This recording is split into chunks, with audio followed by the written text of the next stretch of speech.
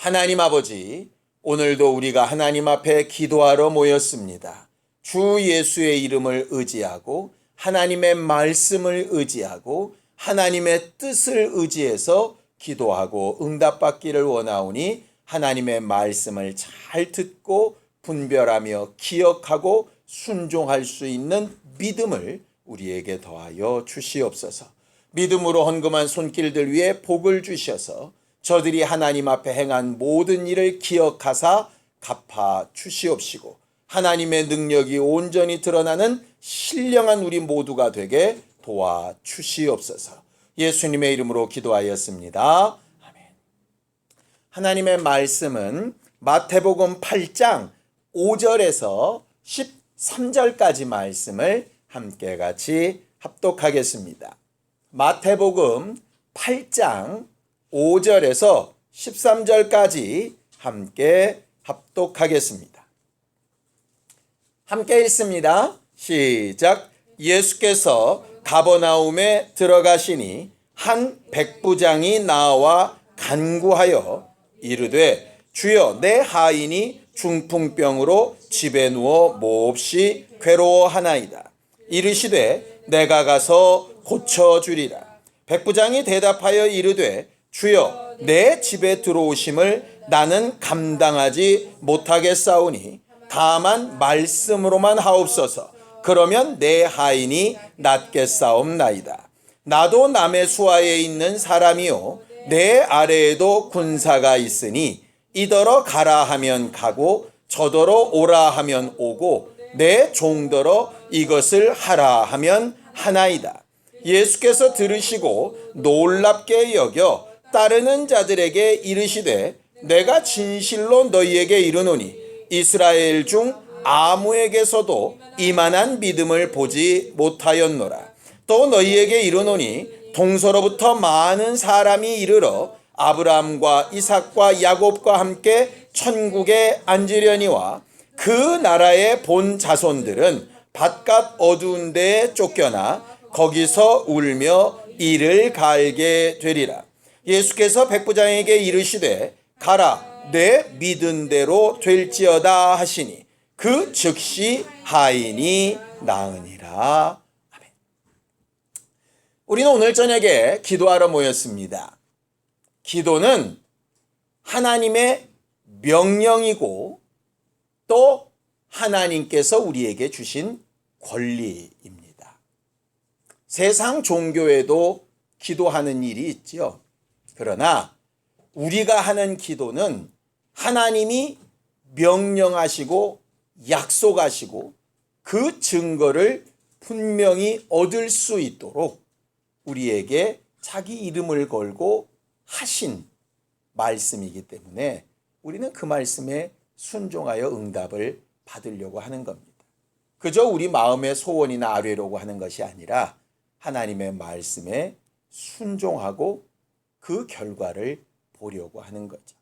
성경엔 기도하는데 여러 가지 모양을 기록합니다. 새벽에 나가 기도하기도 하고 밤중에 기도하기도 하고 밤이 새도록 기도하기도 하고 어쩔 때는 울며 기도하기도 하고 금식하며 기도하기도 하고 어떤 경우에는 정말 결단하고 기한을 정해놓고 아주 여러 가지 몸의 고통을 짊어져 가면서 기도하기도 하고 어떤 경우에는 춤추고 노래하면서 기도하기도 하고 여러 가지 모양들이 있습니다. 괜찮습니다.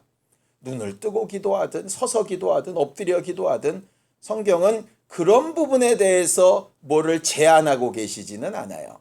그런데 하나님께서 명령하신 기도에 제한되어지는 유일한 조건 하나가 있습니다. 그게 바로 뭐냐 하면 믿음이라고 하는 거예요. 어떤 모양, 어떤 형식, 어떤 형편, 어떤 기간, 다 좋은데요. 그 모든 것들은 다 자유한데 하나님께서 꼭 챙기시는 것 하나가 뭐냐 하면 믿음이라고 하는 겁니다. 우리가 잘 아는 말씀이니까 성경을 좀 보죠. 마태복음 21장 22절입니다. 마태복음 21장 22절입니다. 함께 읽겠습니다. 시작. 너희가 기도할 때에 무엇이든지 믿고 구하는 것은 다 받으리라 하시니라 그랬어요. 여기 믿고 구한 것은 이라고 하는 말의 제대로 된 번역은 믿음으로 구한 것은 이란 뜻입니다. 믿음으로 구한 것은. 그럼 믿음으로 구한다라는 게 뭘까? 여기에 대한 보충 설명이 꽤 많이 있습니다. 믿음으로 구한다는 건 이런 뜻이에요. 자, 요한복음 16장 24절입니다. 요한복음 16장 24절입니다. 함께 읽겠습니다. 시작. 지금까지는 너희가 내 이름으로 아무것도 구하지 아니하였으나 구하라 그리하면 받으리니 너희 기쁨이 충만하리라 그렇게 돼 있죠. 거기 내 이름으로 구하라 라고 하는 말의 다른 뜻이 믿음으로 구하라 라는 말입니다. 그러니까 이런 말입니다.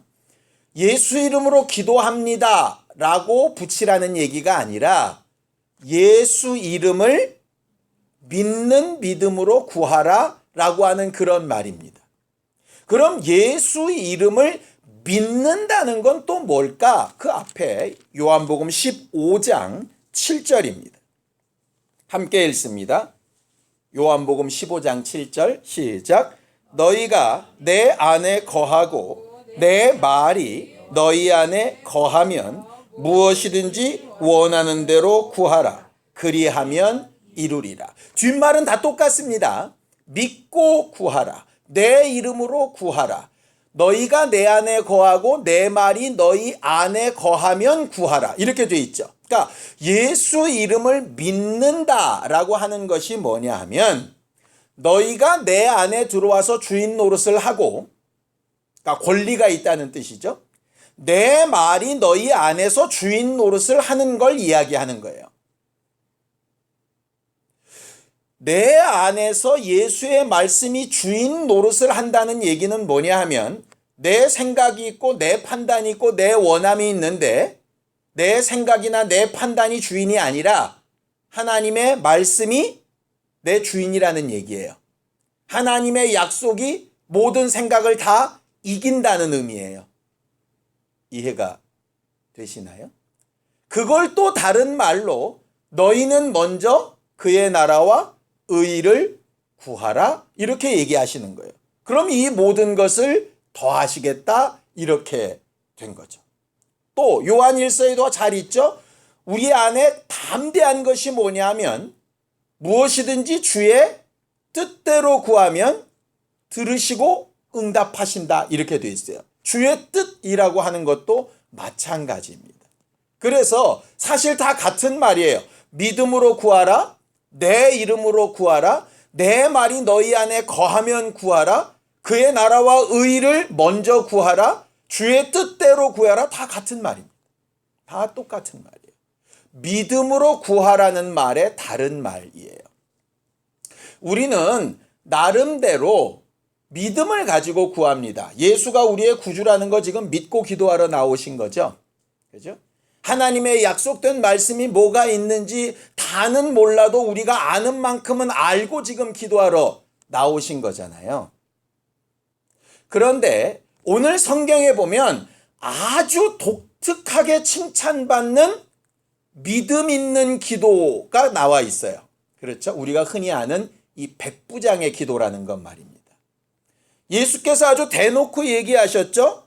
13절입니다. 함께 읽겠습니다. 시작. 예수께서 백부장에게 이르시되 가라 내 믿은 대로 될지어다 하시니 그 즉시 하인이 나으니라. 이 말이 다른 말이 이런 겁니다. 네가 믿음으로 기도했으니 그대로 될 것이다 이 말이에요. 그래서 오늘은 예수께서 인정하셨던 이 백부장의 믿음이라고 하는 거, 하나님의 뜻이라고 하는 거, 먼저 그의 나라와 의를 구한다라고 하는 거, 하나님의 말씀이 내 안에 거한다라고 하는 거, 예수 이름으로 기도한다라고 하는 거, 그게 과연 이 사건에서 뭘 의미하냐? 이걸 좀 보고 우리도 그렇게 기도해 했으면 좋겠어서 함께 말씀을 좀 나눠보려고 합니다. 성경에는 아주 칭찬받는 백부장 2명이 나옵니다. 하나는 이 사람이고요. 또 한 사람은 고넬료입니다. 그런데 이 두 사람이 다 어디서 성공했느냐? 기도에 성공했어요. 그리고 응답을 받습니다. 그리고 그와 그 가정이 구원을 얻습니다. 굉장히 부럽고 매력적인 캐릭터들이에요. 그래서 그 백부장의 기도를 좀 생각해 봤으면 좋겠어요. 우리는 흔히 이렇게 얘기합니다. 이 백부장의 믿음은 뭐냐? 아주 예수께서 듣고 싶어 하시는 기가 막힌 답변, 기가 막힌 믿음의 고백을 해서 예수께 칭찬받은 사람이라고 생각을 합니다. 어떤 고백이냐? 10절입니다. 함께 읽겠습니다. 시작. 예수께서 들으시고 놀랍게 여겨 따르는 자들에게 이르시되 내가 진실로 너희에게 이르노니 이스라엘 중 아무에게서도 이만한 믿음을 보지 못하였노라. 이 말을요, 우리는 흔히 바로 그 앞에 있는 말씀만 하옵소서, 그게 믿음이라고 착각을 하는 경향이 있어요. 근데 이 10절의 말씀은요, 말씀만 하옵소서라는 그 한 구절을 얘기하는 게 아니고요, 그 앞에서부터 있었던 모든 사건을 다 포함하는 말입니다. 자, 이제 배경 설명을 좀 하죠. 5절에 보면 예수께서 가버나움에 들어가셨는데 한 백부장이라고 하는 사람이 예수께 와서 이렇게 간구하였다라고 되어져 있습니다. 여기서 말하는 간구라는 단어는요, 무릎 꿇고 고개를 숙이고 흔들면서 기도했다는 뜻은 아니겠죠. 무슨 뜻이냐면 정중하게 겸손하게 부탁하다라는 뜻이에요. 그런데 이 사람의 신분이 문제입니다. 로마 군대의 백부장이에요. 우리는 도대체 군대 조직에서 백부장이 얼마나 큰 사람인지 잘 모르지만 그 당시 로마 체제 안에서 로마인 100명을 다스리는 군대 대장이라면 보통 능력자가 아닙니다. 일제시대에 일본군 100명을 다스리는 순사 대장이라고 생각하시면 아마 느낌이 확 오실지 모르겠어요. 이 사람은 명령하는 사람이지 부탁하는 사람이 아니에요. 이 사람의 기본적인 생활의 태도나 습관이 명령하는 사람이라고요. 부탁하는 사람이 아니라고요. 그런데 이 사람이 갑자기 유대인인 예수 앞에 와서 부탁을 하는 거예요. 뭘 부탁하느냐? 자기 하인이 많이 아프고 고통스럽게 되어졌으니 이 사람을 좀 고쳐달라고 부탁을 합니다. 이것도 사실 말이 좀 안 됩니다. 왜냐?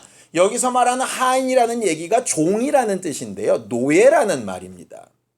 노예는 두 가지 종류입니다. 돈으로 팔렸든지 죄를 지어서 잡혔든지. 결과적으로 결과는 똑같습니다. 사람이 아니라 물건입니다. 그 당시에 우리가 아무리 좋은 차가 있어도 차를 고쳐 쓰기 어려우면 어떡하죠? 폐차시켜서 버립니다. 그것처럼 그 당시에는 노예는 고장 나면 버리는 물건이에요. 그런데 이 백부장은 자기 하인이 고통스럽게 아파 죽게 된 것을 버리지 않고 그 사람 때문에 예수께 와서 부탁을 하고 있는 거예요. 저는 처음에 무슨 생각이 들었냐면요. 예수님은 왜 본 적도 없는 이방인의 집에 와달라고도 안 했는데 내가 가서 고쳐주겠다라고 왜 얘기를 하셨을까? 뜬금없이. 제자들에겐 이렇게 얘기하시죠. 너희들에게 권세를 주는데 이방인의 마을로 가지 말고 어디 가라고요? 이스라엘의 잃어버린 자들에게만 가라. 나는 이를 위해서 왔다라고 분명히 얘기를 하셨어요. 그런 양반이 왜 다른 이방인들에게는 눈짓도 안 주셨던 분이 왜 이 백부장에게는 와달라고도 안 하는데 본인이 직접 가겠다고 왜 얘기하셨을까? 그가 입술로 말을 고백하기 전에 예수의 마음을 끄는 뭔가가 있었던 거죠. 그게 뭐냐면 사람에 대한 애정이에요.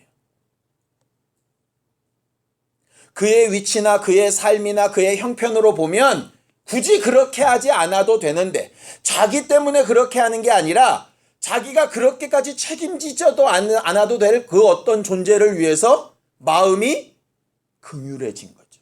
우리가 팔복에서 분명히 배웠죠? 긍휼히 여기는 자는 긍휼히 여김을 받습니다.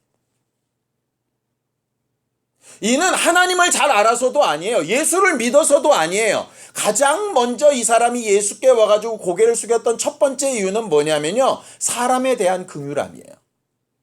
우리로서는 남편에 대한 긍휼함, 자식들에 대한 긍휼함, 전도 대상자에 대한 긍휼함, 내 원수에 대한 긍휼함도 될 수 있겠죠.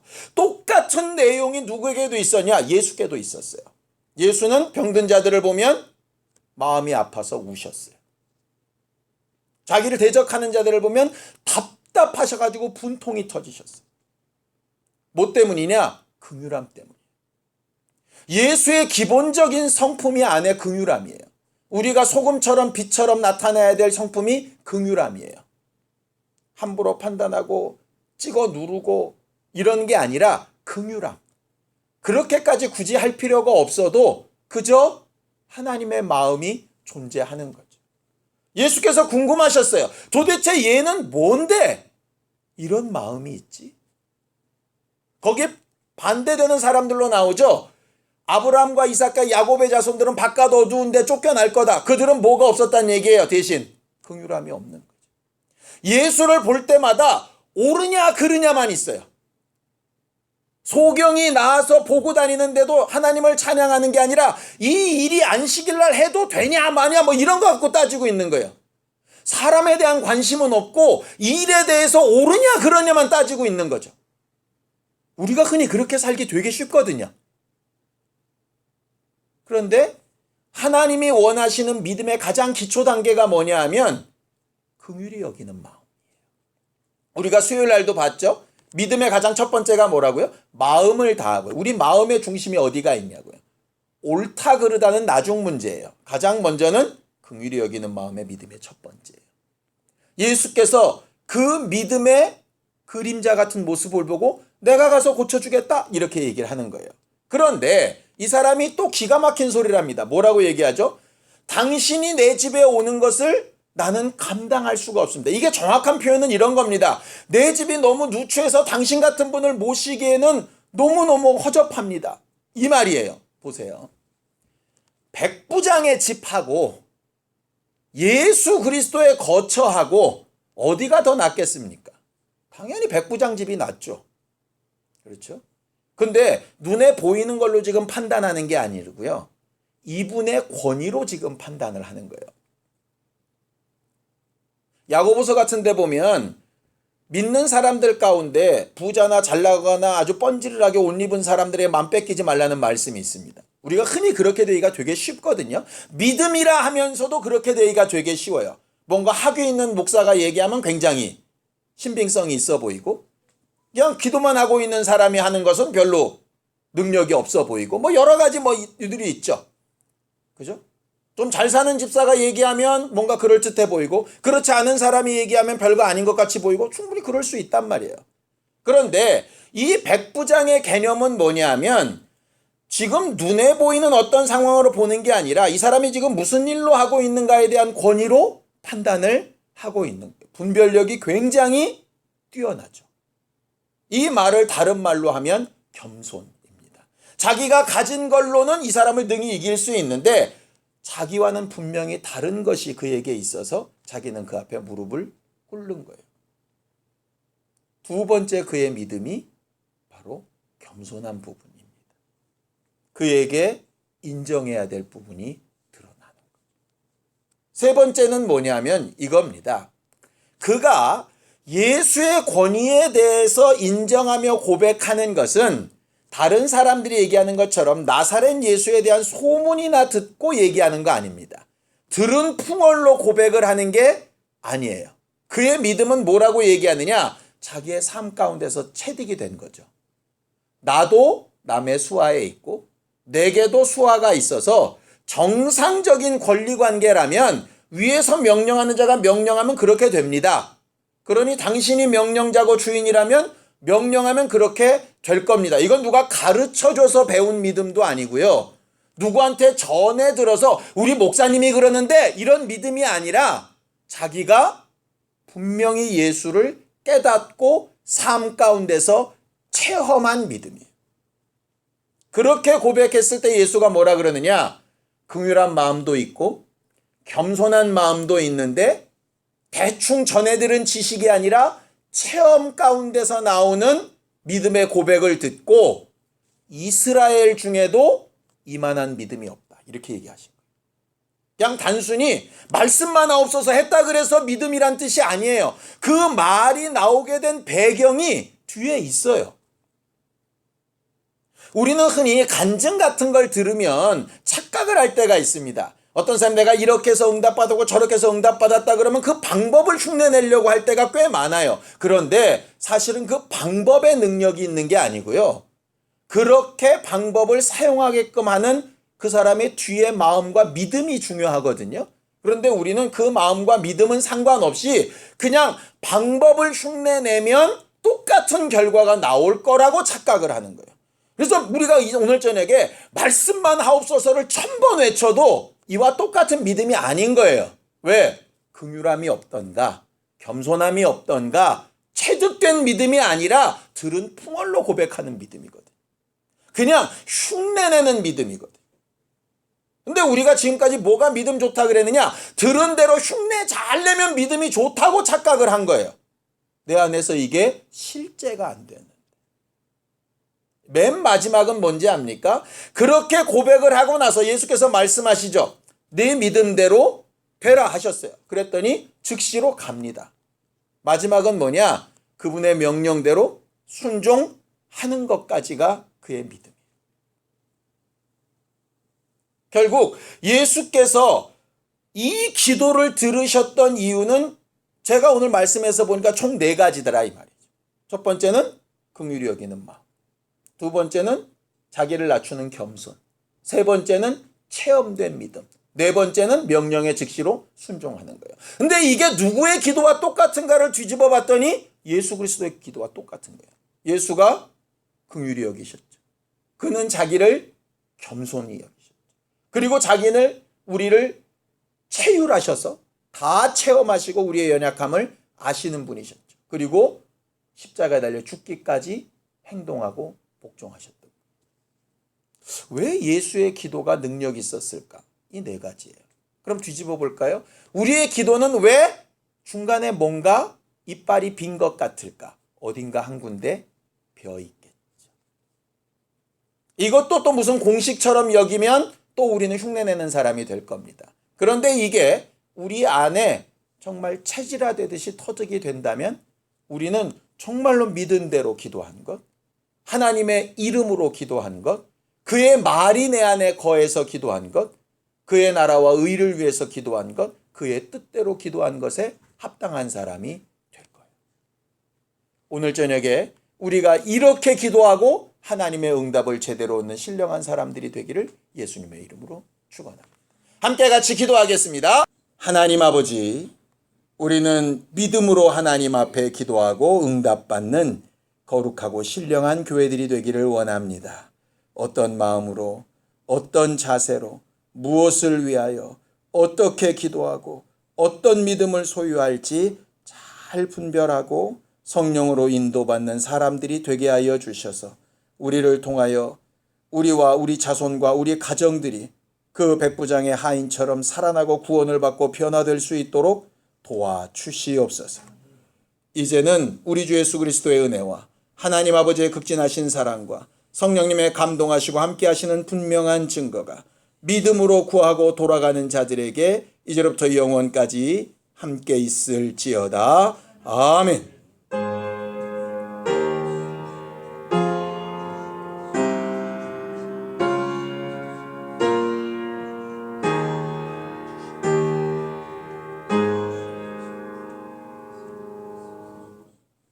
우리 기도 들으신 하나님 앞에 감사한 박수 내겠습니다. 수고하셨습니다. 감사합니다.